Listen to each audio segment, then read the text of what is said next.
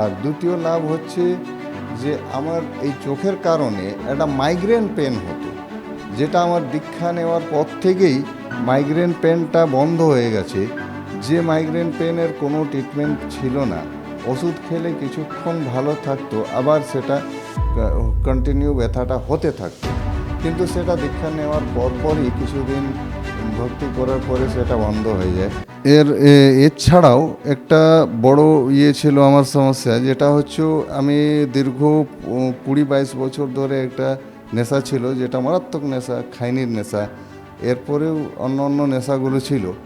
তো এই সমস্ত নেশাগুলো ছাড়তে আমি বহু চেষ্টা করেও পারছিলাম না, কিন্তু সন্তরাম পালজির মহারাজের শরণে আসার পরে এটা সম্পূর্ণ নেশা মুক্ত হয়ে গেছি।